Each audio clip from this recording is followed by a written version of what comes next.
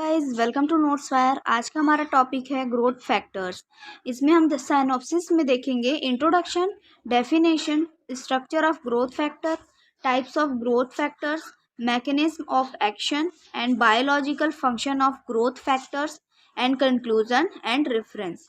ठीक है गाइस, तो हम स्टार्ट करेंगे इंट्रोडक्शन से।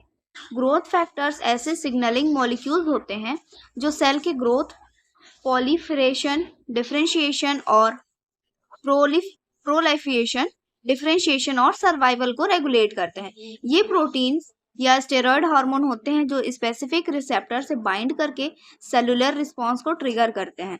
Growth factors embryonic development, tissue repair और इम्यून रिस्पॉन्स में एसेंशियल भूमिका निभाते हैं। इसका डेफिनेशन है, ये नेचुरली ऑक्यूरिंग प्रोटीन्स होते हैं जो सेल सिग्नलिंग पाथवेज को एक्टिवेट करते हैं और सेल फंक्शंस जैसे कि डिवीजन, मैचुरेशन और सर्वाइवल में मदद करते हैं। ये था इसका डेफिनेशन। गाइज, अगर आपको स्टडी नोट की नीड होगी तो आप लोग इस कॉन्टैक्ट नंबर पे कॉन्टैक्ट कर सकते हो। नेक्स्ट है structure of growth factors. Growth factors मुख्य रूप से छोटे प्रोटीन्स होते हैं जिनकी स्ट्रक्चर में एक रिसेप्टर बाइंडिंग डोमेन होता है जो टारगेट सेल्स पर रिसेप्टर से इंटरेक्ट करता है। इसमें डिस्टोफाइड बॉन्ड्स मौजूद होते हैं जो उनकी स्ट्रक्चरल स्टेबिलिटी को बनाए रखते हैं। कुछ ग्रोथ फैक्टर्स ग्लाइकोसाइलेटेड होते हैं जिससे उनकी बायोलॉजिकल एक्टिविटी और स्टेबिलिटी बढ़ जाती है।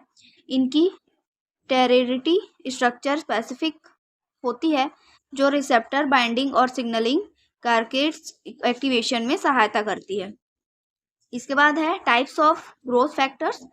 ग्रोथ फैक्टर्स को उनके फंक्शन और टारगेट सेल के आधार पर क्लासिफाई किया जाता है। इसमें फर्स्ट है epidermal growth factor.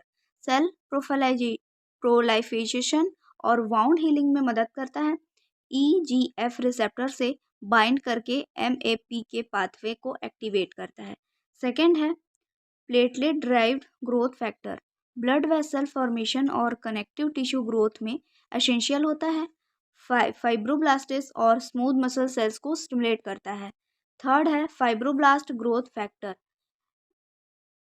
Angiogenesis, embryonic development और टिश्यू रिपेयर में योगदान देता है। 22 से अधिक टाइप्स होते हैं जो डिफरेंट सेलुलर फंक्शंस रेगुलेट करते हैं। Vascular endothelial growth factor new blood vessels formation को प्रमोट करता है जो कैंसर प्रोग्रेशन में भी अहम भूमिका निभाता है। नेक्स्ट है nerve growth factor. Neuron survival और डिफरेंशिएशन में महत्वपूर्ण होता है। पेरिफेरल और सेंट्रल नर्वस सिस्टम में न्यूरॉन्स को प्रोटेक्ट करता है। नेक्स्ट है transforming growth factor.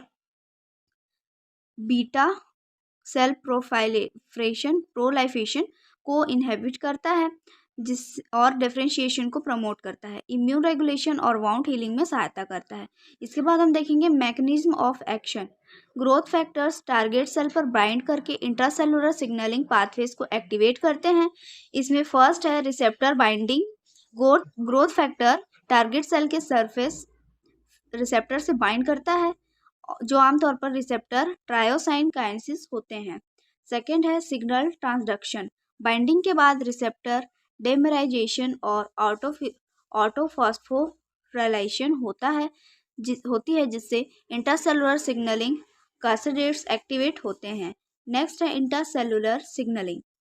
Activated receptor MAP के PI3 के AKT जैसे सिग्नलिंग पाथवेज को ट्रिगर करता है जिससे सेल प्रोलाइफेशन, सर्वाइवल और डिफरेंशिएशन जैसे प्रोसेस होती है।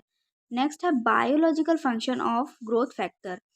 ग्रोथ फैक्टर्स के निम्नलिखित जैविक कार्य हैं जो कोशिकाओं की वृद्धि, विभाजन और विभिन्न शारीरिक प्रक्रियाओं में इंपॉर्टेंट रोल प्ले करते हैं।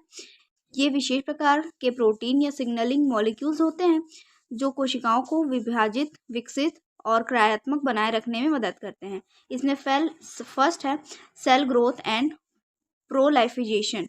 ग्रोथ फैक्टर्स कोशिकाओं को विभाजित और विकसित होने के लिए प्रेरित करते हैं जिससे टिश्यूज और अंगों का समुचित विकास संभव होता है।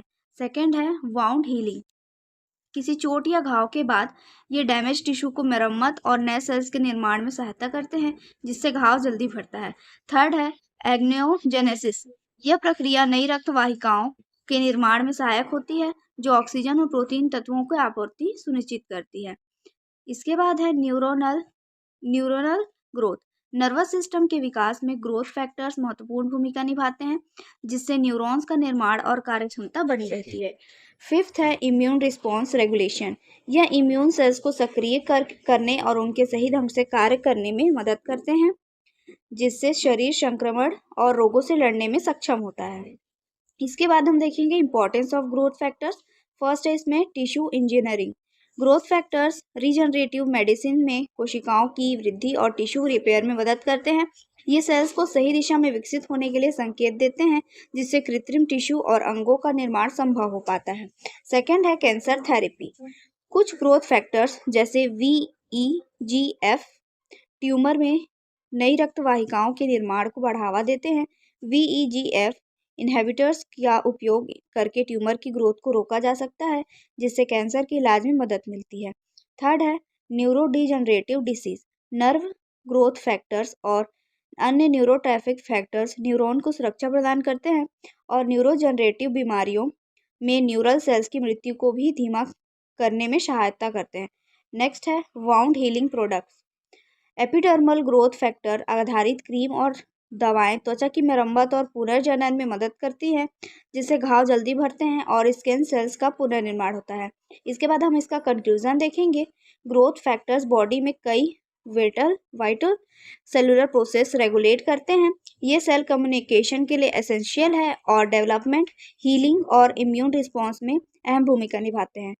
थेरेप्यूटिक यूजेस के कारण ग्रोथ फैक्टर बायोमेडिकल रिसर्च में एक इम्पॉर्टेंट टॉपिक है। ये था इसका कंक्लूजन। रेफरेंस है molecular cell biology by Lodish and WH Freeman and Co, Lehninger principle of biochemistry by Michael and M Cox. तो ये था आज का आपका टॉपिक ग्रोथ फैक्टर्स के बारे में। आई होप आपको अच्छा लगा होगा। अच्छा लगा तो प्लीज़ लाइक करिए एंड सब्सक्राइब करिए। Thank you.